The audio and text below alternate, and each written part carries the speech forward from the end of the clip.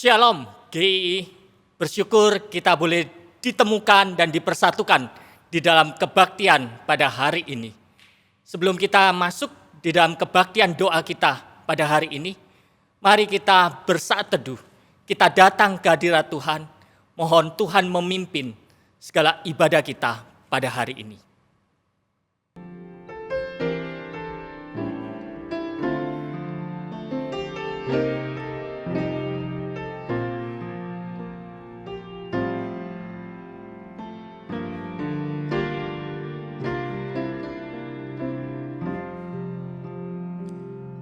Amin. Mazmur pasal yang ke-86 ayatnya yang ke-12. Aku hendak bersyukur kepadamu ya Tuhan Allahku dengan segenap hatiku dan memuliakan namamu untuk selama-lamanya. Demikianlah firman Tuhan. Mulia bagi Allah untuk semua karyanya yang begitu indah dan mulia. Biarlah kita senantiasa mengucap syukur kepada Dia dan memuliakan Dia dalam hidup kita. Mari kita naikkan pujian penghormatanku.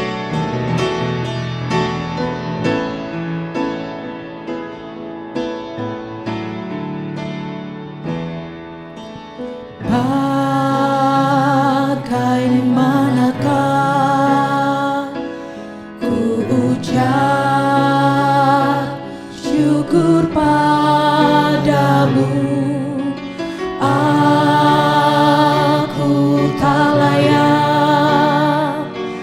Namun Kau mengasihi daku. Pujian ribuan malaikat tak cukup nyatakan syukurku.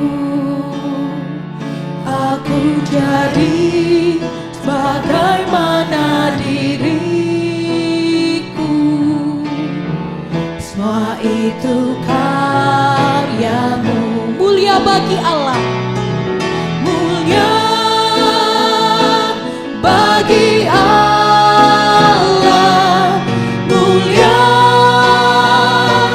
bagi Allah. Mulia bagi Allah untuk semua karyamu. Darahnya menyelamatkan kita semua. Darahmu selamatkanku, kuasamu bangkitkanku. Mulia bagi Allah untuk semua karyamu. Biar hidup kita selalu menyenangkan hati Tuhan. Selalu menyenangkanmu, Tuhanku. Segala puji bagi karya yang diberikan. Mari Darahnya menyelamatkan kita. selamatkan. Kuasanya membangkitkan kita semua. Bangkitkanku. Mulia bagi Allah untuk semua karyamu. Untuk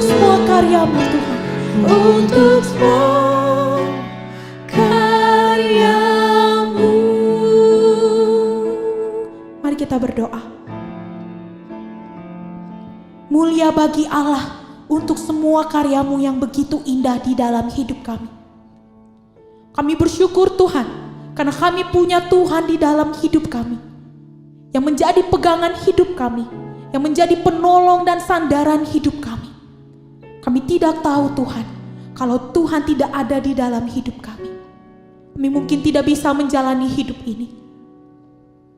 Tapi kami bersyukur karena kami punya Tuhan di dalam hidup kami. Untuk itu kami boleh menatap hari demi hari, melangkah demi langkah di dalam hidup ini, karena kami punya Tuhan di dalam hidup kami. Tuhan, saat ini kami mau datang kepada Tuhan. Kami mohon biarlah Engkau siapkan hati kami, pikiran kami Tuhan, sehingga kami benar-benar boleh menikmati kasih Tuhan. Kami rindu Tuhan, agar kami diubahkan oleh setiap firman Tuhan yang kami dengarkan hari ini. Dan kami mohon Tuhan Engkau ampuni kami, kalau Tuhan dapati hati kami penuh dengan cacat dan celah. Kami mau menikmati Tuhan di dalam kebaktian doa Rabu hari ini. Terima kasih Tuhan, terpujilah nama Tuhan. Di dalam nama Tuhan Yesus, Tuhan yang menjadi pegangan hidup kami berdoa dan kami bersyukur. Amin. Jemaat yang dikasihi Tuhan, Yesus adalah sumber pertolongan dan kekuatan kita yang sejati. Marilah kita terus berseru dan mengandalkan Dia dalam hidup kita. Mari kita naikkan sebuah pujian. Yesus, padamu ku berseru.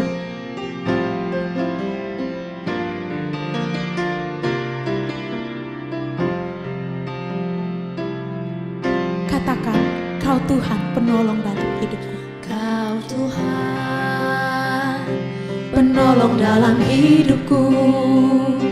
Ku percaya hanya kepadamu.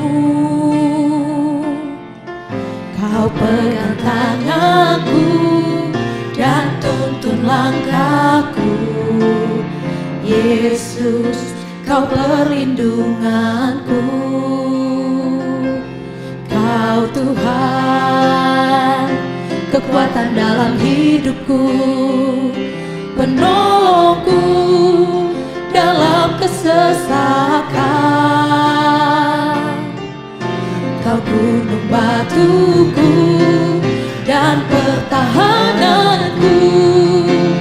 Yesus, Kau kemenanganku. Yesus, padamu ku berseru. Kaulah penyelamatku.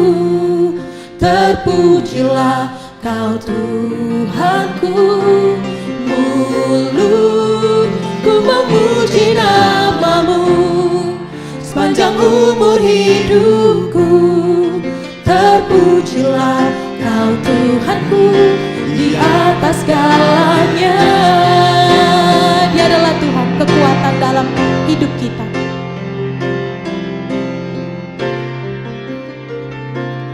Kau Tuhan, kekuatan dalam hidupku, penolongku dalam kesesakan.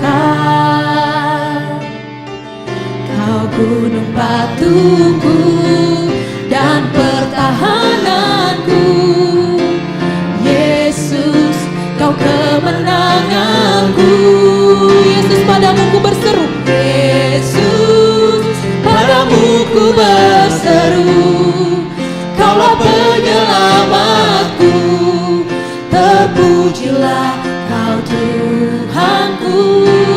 Mulutku memuji nama-Mu sepanjang umur hidupku. Terpujilah Kau Tuhanku di atas segalanya.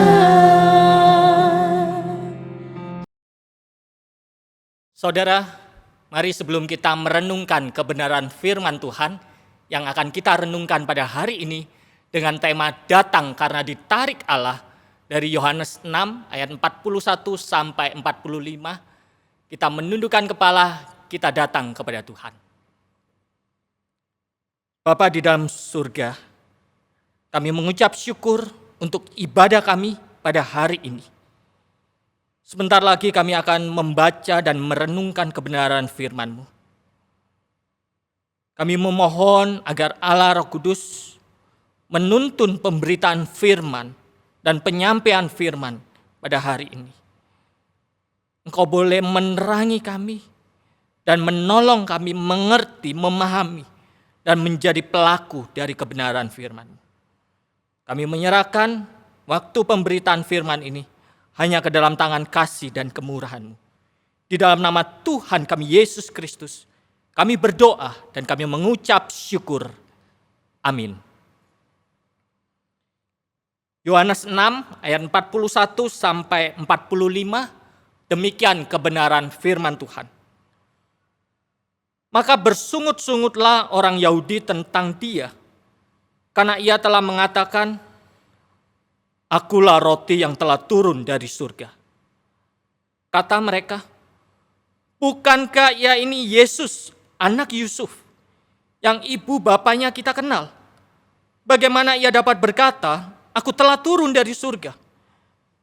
Jawab Yesus kepada mereka, "Jangan kamu bersungut-sungut. Tidak ada seorang pun yang dapat datang kepadaku jika ia tidak ditarik oleh Bapa yang mengutus aku. Dan ia akan kubangkitkan pada akhir zaman. Ada tertulis dalam kitab nabi-nabi. Dan mereka semua akan diajar oleh Allah. Dan setiap orang yang telah mendengar dan menerima pengajaran dari Bapa datang kepadaku." Saudara, ada yang mengatakan kehidupan kita di dunia ini seperti sebuah perjalanan dan kita adalah seorang musafir atau petualang di dalamnya. Dari awal sampai akhir, dari lahir sampai mati, kita berpetualang dan melakukan perjalanan. Kalau kita tahu jalan kita, tujuan kita, dan goal kita, itu enak, jelas, dan pasti. Tapi kalau kita masih bingung, kita tidak tahu arah dan tujuan hidup kita, itu celaka. Kehidupan kita seperti berputar-putar, tidak menentu, dan tidak jelas juntrungannya. Kebanyakan dari kita dulu, dan mungkin juga saat ini, ketika saudara mendengar renungan hari ini, ada dalam tipe yang kedua, yang hidup tidak menentu arah dan tujuan hidup kita. Kita hidup hanya sekedar untuk hidup. Hari berganti hari, bulan berganti bulan, tahun berganti tahun, berlalu begitu saja, tanpa arti dan tanpa makna. Ya sudah, dijalani saja. Sampai kapan? Sampai mati dan kehidupan ini lenyap dari dunia ini. Oh saudara, sangat banyak orang yang hidup di dunia seperti ini. Bisa jadi itu saudara dan saya. Kita hidup tanpa arti dan makna. Sampai akhirnya kita bertemu dengan pribadi yang bernama Kristus dan kita ditarik olehnya. Kita ditangkap olehnya. Ini menarik. Mari kita sama-sama belajar dan mendalaminya, saudara. Firman Tuhan hari ini itu berasal dari kitab Injil Yohanes pasal 6. Yang berbicara tentang Yesus memberi makan 5.000 orang dengan 5 roti dan 2 ikan. Satu mukjizat yang Yesus lakukan di depan banyak orang. Mereka terpersona dan mengeluh-ngeluhkan Yesus. Yesus kemudian menyingkir, menyeberang, melewati danau Galilea menuju ke kota Kapernaum. Entah dari mana orang banyak itu tahu dan terus mencari Yesus. Terus mengikuti Yesus. Kepada orang banyak itu, Yesus berkata, "Kamu mencari aku, bukan karena kamu telah melihat tanda-tanda, melainkan karena kamu telah makan roti itu dan menjadi kenyang." Kemudian Yesus berkata, "Akulah roti hidup yang turun dari surga. Barang siapa datang kepadaku, ia tidak akan lapar lagi. Ia bisa mempunyai hidup yang kekal. Ia akan hidup selama-lamanya." Bisa ditebak, reaksi orang banyak pada waktu itu sangat kaget, terkejut, bersungut-sungut dan tidak percaya. Mereka meragukan Yesus. Mereka berkata, mana mungkin Yesus seperti itu? Bukankah papa mamanya dan saudara-saudaranya itu ada bersama dengan kita? Mereka tinggal bersama dengan kita. Bagaimana Yesus dapat berkata, aku adalah roti yang turun dari surga? It's impossible. Yesus tahu keraguan dan ketidakpercayaan orang banyak pada waktu itu. Kita pun kalau ada di sana pada waktu itu tentu juga tidak akan percaya pada Yesus, bukan? Lalu Yesus berkata, jangan kamu mengomel. Tidak ada seorang pun yang dapat datang kepadaku kalau ia tidak ditarik oleh Bapa yang mengutus aku. Perhatikan, ini menarik saudara. Tidak ada seorang pun yang dapat datang kepadaku kalau ia tidak ditarik oleh Bapa. Ini artinya kita dapat datang kepada Allah atau Yesus dalam hal ini karena kita ditarik olehnya, oleh Allah, oleh Bapa. Ini yang menjadi tema renungan kita pada hari ini. Ini menarik. Datang karena ditarik Allah, berbicara tentang pilihan, predestinasi Allah, ketentuan dan ketetapan Allah. Dalam teologi reform, dalam kepercayaan yang kita percayai, kita percaya bahwa tidak mungkin seseorang dapat datang kepada Allah kalau dia tidak dipilih. Dipilih untuk apa? Dipilih untuk diselamatkan, untuk mendapat anugerahnya, untuk mendapat hidup kekal dan persekutuan dengan Allah selama-lamanya. Saudara, kita harus mulai dari titik awal, starting point yang sama. Kita harus sepakat untuk hal ini, bahwa semua orang adalah orang berdosa. Tidak ada yang benar, seorang pun tidak. Bahkan perbuatan baik yang kita lakukan pun ada maksud atau motif tersembunyinya. Misalnya, kita berbuat baik, kita menolong orang lain. Mengapa kita berbuat baik? Mungkin jawabannya ingin menolong orang lain. Betul. Tetapi jujur harus diakui. Beberapa kali kita berbuat baik supaya dipuji orang, bukan? Supaya mendapat jempol dari orang lain. Terkadang hal ini menjadi motif di balik hal positif dan perbuatan baik yang kita lakukan. Apalagi hal-hal negatif yang kita lakukan. Jujur, seringkali kita masih berbohong, menipu, mencuri. Bukan hanya mencuri barang, tetapi juga mencuri ide atau gagasan. Kita mungkin sering berpikir negatif tentang orang lain. Tidak taat aturan, tidak hormat kepada orang tua, tidak setia kepada pasangan, mengabaikan anak-anak kita, memanipulasi data dan kebenaran, dan lain sebagainya. Kita berdosa dan berdosa. Jujur harus diakui, seringkali kita juga frustasi dengan diri kita sendiri. Kita frustasi dengan keberdosaan dan ketidakberdayaan kita. Kenapa ya aku seperti ini? Bukan yang baik yang aku lakukan, tetapi yang tidak aku mau, itu yang aku lakukan. Yang jahat yang aku kerjakan. Aduh, celaka. Selayaknya lah kita yang berdosa ini mati dan dihukum di dalam kekekalan. Namun kita bersyukur kalau ada Allah yang datang menarik kita. Saudara, Allah lah yang menarik seseorang dari dosa, dari kematian, dari kebinasaan, dari penghukuman kekal, dari neraka, dan dari kefrustasiannya. Kata ditarik di sini berasal dari kata Yunani epko, yang berarti ditarik, diambil, dikeluarkan dari sesuatu. Epko ini ditulis dalam bentuk tense aorist aktif, yang menandakan bahwa tindakan yang Allah kerjakan itu dilakukan satu kali, tetapi dampaknya atau efeknya terus kita rasakan sampai sekarang dan sampai seterusnya. Kita manusia tidak dapat menarik diri kita sendiri. Karena kita ada di kubangan dosa. Kita seperti ada di pasir hisap yang menghisap kita makin lama makin ke bawah dan makin dalam. Semakin kita berusaha, semakin kita frustasi dan tenggelam di dalamnya. Oleh karena itu, butuh seorang pribadi yang ada di luar pasir hisap itu. Yang tidak sama seperti kita. Maksudnya yang tidak berdosa untuk mengeluarkan kita dan menyelamatkan kita dari pasir hisap yang menjerat kehidupan kita. Dan pribadi itu adalah Allah. Seorang pribadi yang berkuasa, yang punya power, yang punya kemampuan untuk menarik kita yang tidak berdaya ini keluar dan diselamatkan. Saudara, ketika saya dan istri menikah, kami honeymoon di Pulau Bali. Sebuah pulau yang indah di Indonesia, bukan? Ketika honeymoon, kami mencoba untuk naik cruise dan snorkeling di lautan lepas.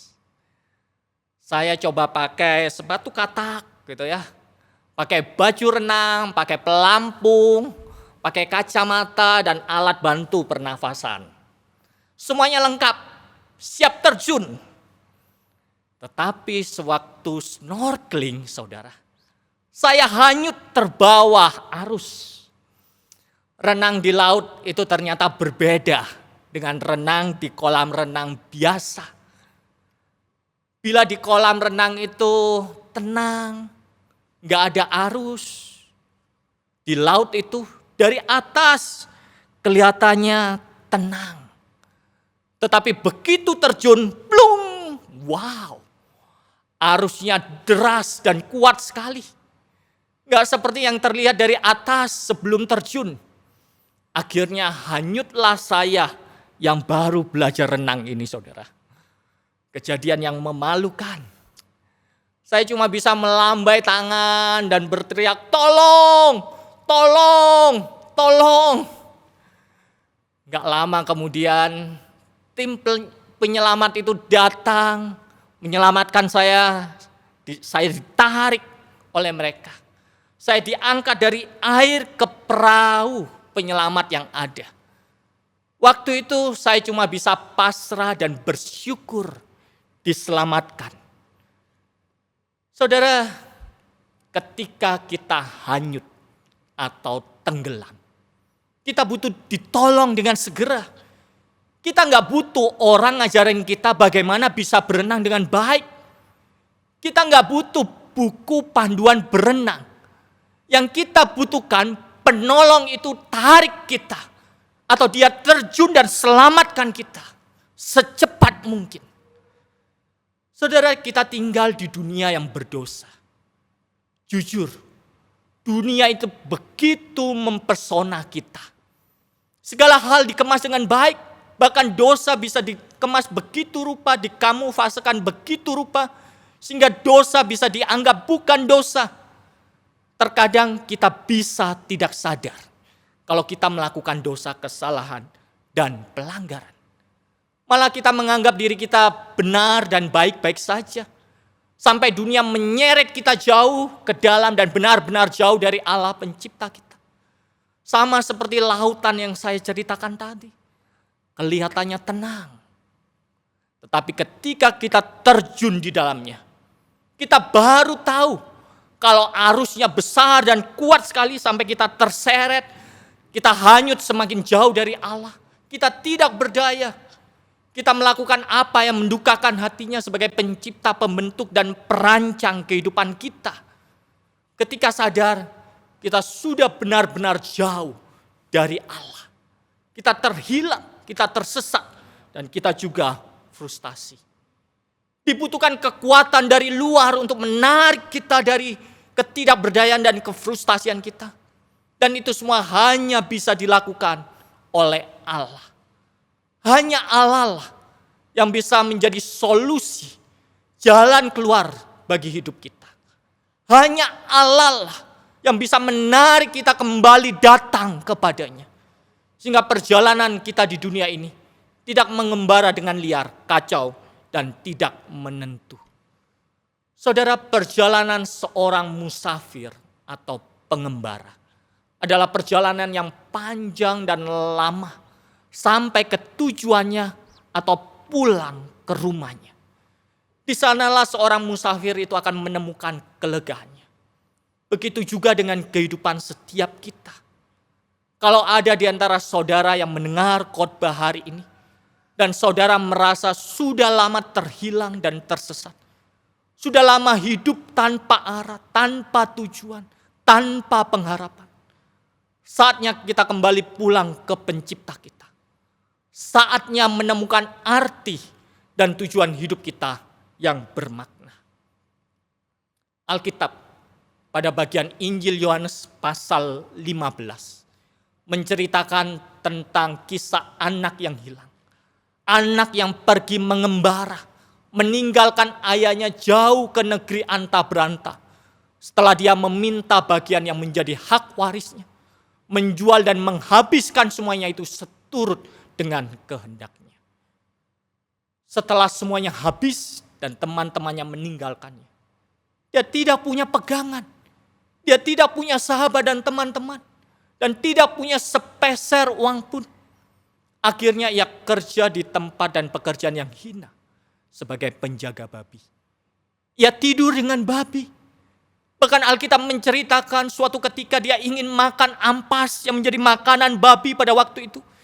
Tetapi tidak ada seorang pun yang memberikan atau mengizinkannya memakan ampas itu. Sungguh hal yang ironi. Seketika itu juga, ia tiba-tiba ingat akan rumah asalnya. Betapa enaknya dulu ia tinggal di rumah papanya. Semuanya serba berkecukupan, semuanya oke, nyaman dan terpelihara. Bahkan orang-orang upahan papanya, pembantu papanya, itu hidup jauh lebih baik dari dirinya saat itu. Anak yang hilang ini ingat akan kehangatan, dekapan erat, dan hubungan yang indah dengan papanya. Jadi hal itulah yang menyebabkan anak yang hilang ini mengambil keputusan untuk pulang dari pengembaraannya. Pulang kembali ke rumah asalnya. Mengatasi ego, perasaan, malu, cemoohan, dan hujatan orang. Ia seakan ditarik untuk pulang dan sungguh diterima. Sang bapa menyambutnya dengan tangan yang terbuka, dekapan yang erat dan hangat.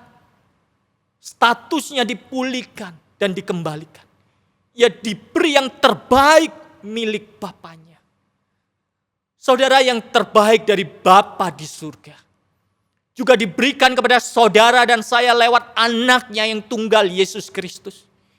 Ia datang ke dalam dunia yang berdosa untuk menyelamatkan setiap kita yang dipilih, yang mau percaya kepadanya.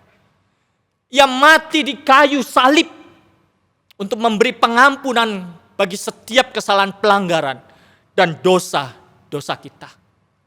Di kayu salib tubuhnya tercabik dan darahnya tercurah untuk keselamatan setiap kita. Ia disalib mati dan di hari yang ketiga ia bangkit untuk menyatakan kemenangannya atas dosa dan maut. Sehingga kita punya iman, pengharapan, dan jaminan kepastian akan semua yang Yesus katakan selama hidupnya di dunia ini. Itulah yang kita rayakan dan peringati setiap hari Jumat Agung dan Paskah. Kematiannya di kayu salib menarik setiap orang yang percaya dan mau percaya kepadanya. Kebangkitannya dari antara orang mati memberi iman dan pengharapan kepada setiap kita. Sehingga kita tahu jaminan hidup kita. Kita tahu akhir pengembaraan kita di dunia ini ada dan terletak di mana. Yaitu di dalam kekekalan bersama dengan Bapa di surga. Penuh dengan kasih karunia dan kemuliaan. Kita menikmati persekutuan dan penyembahan yang luar biasa di surga kelak. Saudara, kalau saat ini engkau belum yakin dengan hidupmu, saudara belum yakin dengan pengembaraanmu di dunia ini, Apa tujuan hidup? Apa arti hidup? Dan saudara mengalami kelelahan. Saudara capek. Saya menantang saudara hari ini untuk mengambil keputusan terpenting dalam hidup saudara. Menerima Yesus sebagai Tuhan dan Juru Selamat hidup. Kembali kepadanya. Inilah saatnya saudara ditolong dan ditarik datang kepadanya. Terimalah dia. Sebuah lagu yang berjudul Softly and Tenderly atau Lemah Lembut Tuhan Yesus Memanggil. Karangan Will Thompson berkata, lemah lembut Tuhan Yesus memanggil kau dan aku. Lihatlah ia sekarang menunggu. Tunggu kedatanganmu.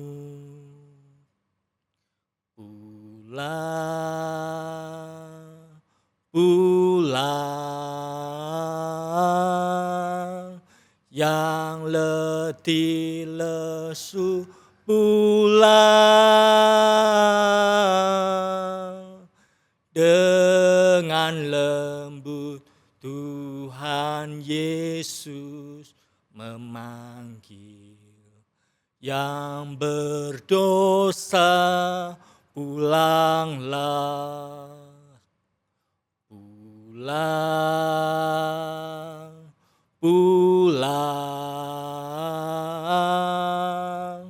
yang letih lesu pulang, dengan lembut Tuhan Yesus memanggil. Yang berlelah pulanglah.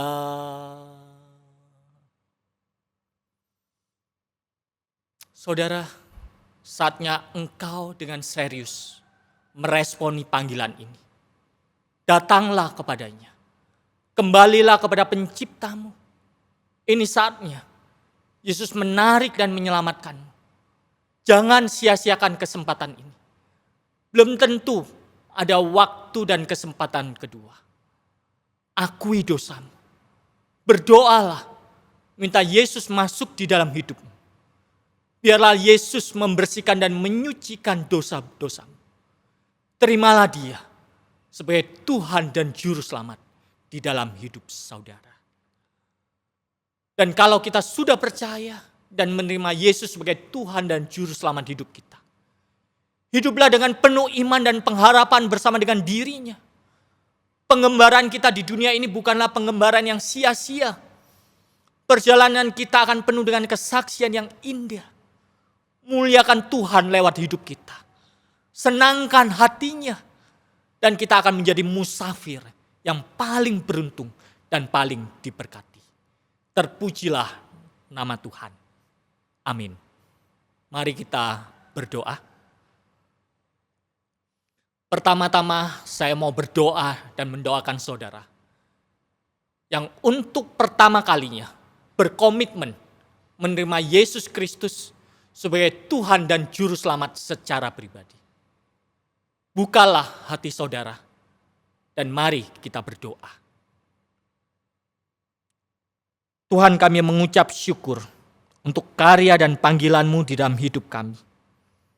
Kami menyadari keberdosaan dan ketidakberdayaan kami. Ampunilah kami dari segala dosa, kesalahan, dan pelanggaran-pelanggaran kami. Kami mau menerima Engkau, Yesus Kristus, sebagai Tuhan dan Juru Selamat kami. Masuklah dalam hidup dan hati kami. Terima kasih, ya Tuhan. Mari semuanya, satukan hati, kita berdoa bersama.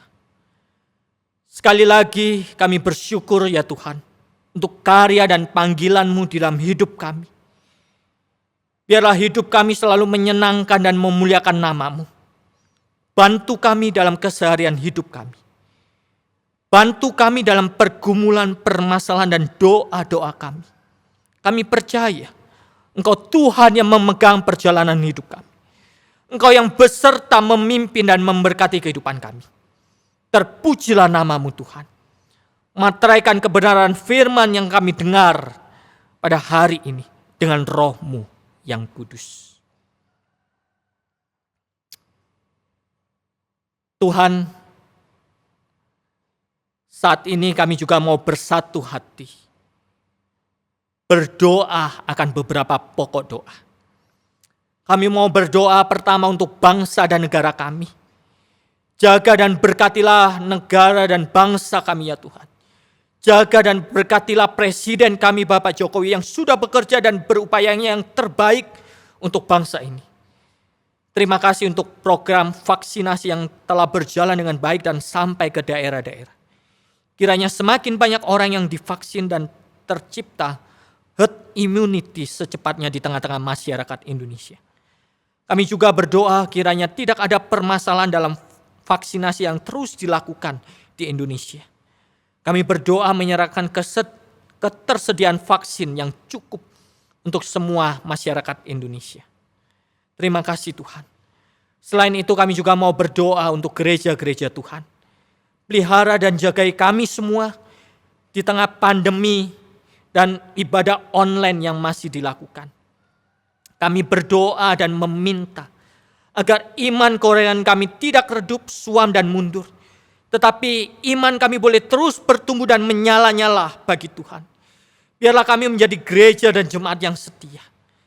Berkatilah pemimpin-pemimpin gereja yang ada. Berkatilah semua hamba Tuhan, penatua, diaken, pengurus, aktivis dan jemaat-jemaat-Mu ya Tuhan. Berkatilah semua program dan pergerakan gereja-gereja yang ada. Baik di kota, daerah maupun di setiap lokasi. Pembangunan-pembangunan di gereja, sarana dan prasarana penunjang kiranya dipimpin oleh Tuhan. Termasuk pembangunan gedung gereja GI Batu Nunggal. Akhirnya kami menyerahkan hidup kami sepenuhnya ke dalam tangan kasih dan pemeliharaan-Mu ya Allah. Peliharalah setiap kami. Cukupkan apa yang kami perlukan dan butuhkan. Sembuhkan setiap kami yang sakit. Segarkan kami yang kelelahan dan capek. Pulihkan setiap kami yang berbeban berat. Dan tolong kami agar kami menjadi pelaku dari firman-Mu. Kami menyenangkan dan memuliakan nama-Mu lewat kehidupan kami. Dan kami menjadi saksi-Mu yang hidup di tengah masyarakat di sekitar kami. Terima kasih ya Tuhan. Terima kasih. Mari saudara kita mengakhiri ibadah kita pada hari ini dengan bangkit berdiri dan kita menerima berkat-Nya. Sinar kemuliaan dari takhta Allah di tempat yang maha tinggi kiranya memimpin dan memberkati kehidupan kita. Cinta kasih dan keselamatan yang sempurna dari Bukit Kalvari lewat Tuhan kita Yesus Kristus. Kekuatan penghiburan dan pertolongan dari Allah Roh Kudus kiranya menyertai kehidupan kita mulai dari saat ini sampai Maranatha, Yesus datang yang kedua kalinya. Amin. Silakan duduk, silakan bersatu teduh. Tuhan Yesus memberkati kita semua. Amin.